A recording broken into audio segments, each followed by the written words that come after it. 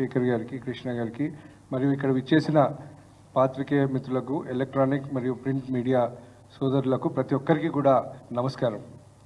మరి గత 6 రోజుల ముందు 11వ తారీఖు సోమవారం రోజు కొడంగల్ నియోజకవర్గం దుద్యాల మండలం లగచెర్ల గ్రామంలో జరిగిన అరాచకం ఈరోజు రాష్ట్ర వ్యాప్తంగా ఒక చర్చనీయాంశంగా మారింది. అక్కడ చూసినట్టయితే నా పక్క నియోజకవర్గం కొడంగల్ నియోజకవర్గం, తాండూరు నియోజకవర్గానికి కొడంగల్ నియోజకవర్గానికి మధ్య ఎన్నో సంబంధాలు ఉన్నాయి. ఈ లగచెర్ల గ్రామం మరి ఆ చుట్టుపక్కల ఉన్న గ్రామాలన్నీ కూడా పచ్చని పంట పొలాలతో, మరి రైతులు అందరూ కూడా వ్యవసాయం చేసుకునే మంచి పంట పొలాలు, మంచి దిగుబడినిచ్చే పంటలు ఆ లగచెర్ల ప్రాంతం అంతా కూడా. మరి మనకందరికీ తెలుసు, గత కొన్ని నెలల నుంచి అక్కడున్న రైతులందరూ కూడా మరి మా పంట పొలాల దగ్గర ఈ ఫార్మా విలేజ్ వద్దు అని చెప్పి వాళ్ళు ఎన్నో రిప్రజెంటేషన్లు ఇవ్వడం, ఎన్నో ఆవేదన తెలపడం, అధికారుల దృష్టికి తీసుకెళ్ళడం, ప్రభుత్వం దృష్టికి తీసుకెళ్ళడం అనేది మనం చూస్తూ ఉన్నాం. అయినా కానీ ఒక మొండితనంతో మనకు 11వ తారీఖు రోజు జరిగిన సంఘటన ఏదైతే జరిగిందో అది చాలా బాధాకరం. మేము దాన్ని తీవ్రంగా ఖండిస్తూ ఉన్నాం. మరి నేను నిన్న తాండూరులో ఉన్నప్పుడు అక్కడి నుంచి కొంతమంది కుటుంబాలు నన్ను వచ్చి కలవడం జరిగింది. వాళ్ళు వాపోతూ ఉన్నారు. వాళ్ళని చూస్తే చాలా బాధ కలుగుతూ ఉంది. మరి మేము చేసిన తప్పు ఏంది అని చెప్పి. ఆ రోజు మీరు గమనించినట్టయితే, ఆ రోజు సీక్వెన్స్ ఆఫ్ థింగ్స్ మనం చూసినట్టయితే, మరి అక్కడ పబ్లిక్ హియరింగ్ జరుగుతుంది. మరి ఇన్ని నెలల నుంచి అక్కడ అన్రెస్ట్గా ఉంది అని తెలిసినప్పుడు కూడా మరి అక్కడ పోలీసులు బందోబస్తు ఎందుకు కల్పించలేదు అనేది నేను ఈరోజు ప్రభుత్వాన్ని ప్రశ్నిస్తూ ఉన్నాను. అంతేకాదు, మరి ఆ రోజు ఆ సంఘటన కుట్రపూరితంగా జరిగిన సంఘటన అనే ప్రశ్నలు కూడా ఈరోజు జిల్లా వ్యాప్తంగా ప్రజలు మాట్లాడుతూ ఉన్నారు.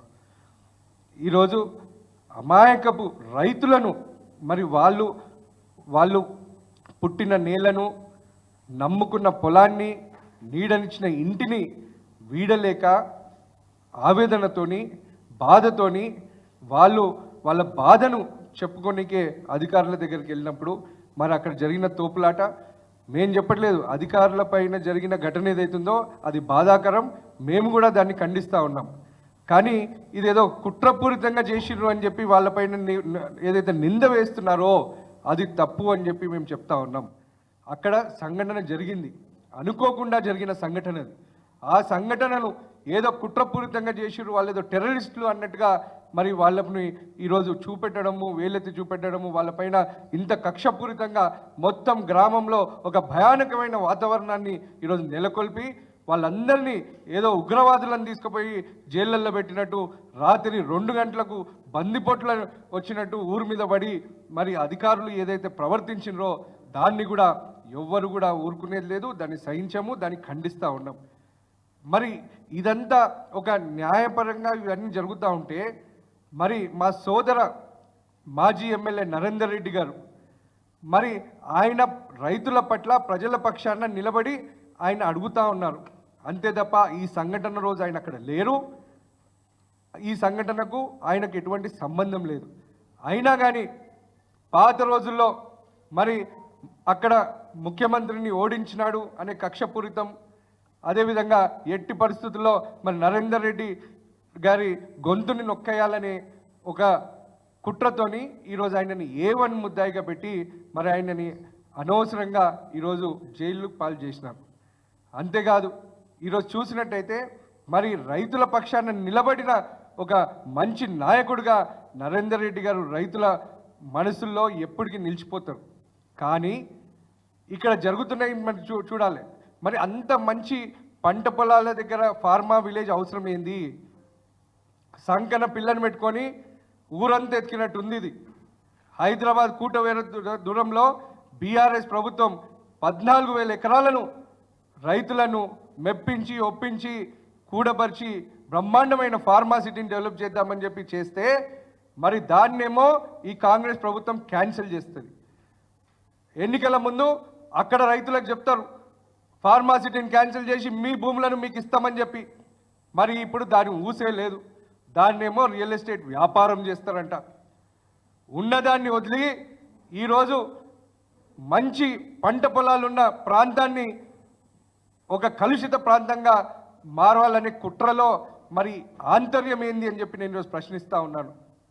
మరి రైతులకు ఎవరికి ఇష్టం లేనప్పుడు, ఆ ప్రాంతంలో ఎవరికి ఇష్టం లేనప్పుడు మరి ఎందుకు మీరు ఇంత పంతాన్ని పట్టుకొని ఉన్నారు? మీరు ఎందుకు దానిపైన ఇంత కక్ష సాధింపు చేస్తూ ఉన్నారని చెప్పి నేను ప్రభుత్వాన్ని ప్రశ్నిస్తూ ఉన్నాను. అది కాకుండా ముఖ్యమంత్రి గారు ప్రాతినిధ్యం వహిస్తున్న కొడంగల్లో ఈ విధమైన సంఘటన జరగడం అంటే మరి మిగతా రాష్ట్రంలో ఏమేం జరుగుతాయో అని భయంలోకి ఈరోజు ప్రజలు వెళ్తూ ఉన్నారు. మేము ఈరోజు చెప్తా ఉన్నాం, బీఆర్ఎస్ పార్టీ నాయకులు, బీఆర్ఎస్ పార్టీ కార్యకర్తలు మేమందరం అండగా ఉన్నాం. తప్పకుండా ప్రజల పట్ల, రైతుల పట్ల మేము ఎప్పటికీ మాట్లాడుతూనే ఉంటాం, ఎప్పటికీ మీకు అండగా ఉంటాం. నరేందర్ రెడ్డి గారికి మేము ఈరోజు అండగా ఉన్నాం, వాళ్ళ కుటుంబానికి అండగా ఉన్నాం, ఆ రైతులకు అండగా ఉన్నాం. తప్పకుండా మీ పట్ల ఉండి మీకు న్యాయం జరిగేంత వరకు మేము కృషి చేస్తామని చెప్పి నేను తెలియజేస్తా ఉన్నాను. ఇక ఇదంతా జరుగుతుంటే జిల్లాకు నేనే పెద్ద దిక్కు, జిల్లాకు నేను చేసింది ఎవరు చేయలేదు అని చెప్పి తిరుగుతూ ఉంటాడు పట్నం మహేందర్ రెడ్డి గారు. ఇక ఆయన ఊసేడుంది, ఆయన ఎందుకు గత వారం రోజుల నుంచి ఏడ కనిపిస్తుంది? నిన్ననో మొన్ననో ఒక మన సోషల్ మీడియాలో చూసిన ఒక విలేకరి ఈ సంఘటన పైన స్పందించమంటే నేను స్పందించా అని ఉరుకుతూనే ఉన్నాడు. మరి ఎందుకు ఇంత భయము? ఎందుకు స్పందిస్తలేవు? జిల్లాకు నేను పెద్ద దిక్కుని, జిల్లాకు నేను ఉద్ధరిస్తా అనేటువంటివి ఈరోజు ఇంత పెద్ద సంఘటన, ఈరోజు తెలంగాణ రాష్ట్ర వ్యాప్తాన్నే ఈరోజు ప్రజలను ఈరోజు వణికిస్తున్న సంఘటన జరిగితే మరి నీ నోటి నుంచి ఎందుకు మాట వస్తలేదు మహేందర్ రెడ్డి గారు అని చెప్పి నేను ఈరోజు ప్రశ్నిస్తా ఉన్నా. అంతేకాదు ఇంకో విచిత్రం ఏంటంటే గత 35 ఏళ్ల మహేందర్ రెడ్డి రాజకీయ జీవితానికి రథసారథి మా సోదరుడు మాజీ ఎమ్మెల్యే నరేందర్ రెడ్డి గారు. ఆయన సొంత సోదరుడు, సొంత కుటుంబం, సొంత రక్తం. మరి ఈరోజు ఎంత అన్యాయం అంటే వాళ్ళ కుటుంబంలో 90 ఏళ్ల తల్లి, ఆమె ఆవేదన నీకు కనిపిస్తలేదా? నరేందర్ రెడ్డి గారి భార్య పిల్లల కన్నీళ్లు నీకు కనిపిస్తలేవా? నీ తోడబుట్టిన వాళ్ళ ఆవేదన నీకు కనిపిస్తలేదా? ఇవన్నీ కాదని చెప్పి ఈరోజు కోతికి కొబ్బరి చిప్ ఇచ్చినట్టు ఆ చీప్ విప్ ఏదో తీసుకున్నావు. ఇక ఆల్ ఇండియా లారీ పర్మిట్ తీసుకున్నట్టు ముఖ్యమంత్రి దగ్గర నాకు ఒక ఠికానా లేదు సార్, నేను ఊరి మీద పడి తిరుగుతా అని చెప్పి ఆ లారీ పర్మిట్ తీసుకున్నట్టు తీసుకున్నావు. ఇక ఊరి మీద పడి తిరుగుతున్నావు. అరే రైతుల పట్ల మాట్లాడు. ఈ రోజు దాకా మరి నువ్వు ఎందుకు మన ఆ రైతుల దగ్గరికి ఎందుకు పోలేదు? ఈ సంఘటన పైన ఎందుకు స్పందించలేదు? కేవలం నీకు పదవీ దాహం తప్ప, కేవలం నీ ఆస్తులను కాపాడుకోనికే తప్ప, కేవలం నీ రాజకీయ భవిష్యత్తు, రాజకీయ ఉనికి తప్ప నీకు సొంత కుటుంబం పంటే అసలు చల్లం లేదు. ఇక నువ్వు సొంత కుటుంబాన్ని పట్టించుకున్నప్పుడు నువ్వు ప్రజలకేం చేస్తావు? నువ్వు జిల్లాకేం న్యాయం చేస్తావు? ఏమనంటే 30 ఏళ్ళ సీనియర్ని నేను, పట్నం ఫ్యామిలీ అంటావు. యాడుంది నీ పట్నం ఫ్యామిలీ అని చెప్పి నేను ప్రశ్నిస్తా ఉన్నా. ఇంకో కుట్ర కూడా ఉంది. ఈరోజు నరేందర్ రెడ్డి గారు జైలు పోవడంలో ముఖ్యమైన కుట్ర పోషించింది మహేందర్ రెడ్డి అని చెప్పి నేను తెలియజేస్తా ఉన్నా. మరి ఆయన కాంగ్రెస్ పార్టీలో పోయినప్పుడు నరేందర్ రెడ్డి గారిని కూడా కాంగ్రెస్ పార్టీలోకి రమ్మన్నాడు. నరేందర్ రెడ్డి గారు నేను కేసీఆర్ గారిని, కేటీఆర్ గారిని, బీఆర్ఎస్ పార్టీని, నన్ను నమ్ముకున్న కార్యకర్తలు నేను వదిలి రాను అని చెప్పితే మరి ఈరోజు జైలుకు పంపించడంలో కూడా మహేందర్ రెడ్డి చెయ్యుంది అని చెప్పి నేను ఈరోజు తెలియజేస్తా ఉన్నాను.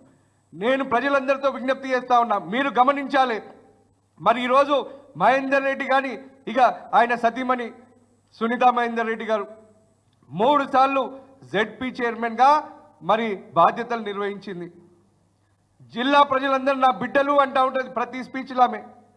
మరి ఈరోజు దుద్యాల లగచర్ల గ్రామస్తులు నీ బిడ్డలు కాదా?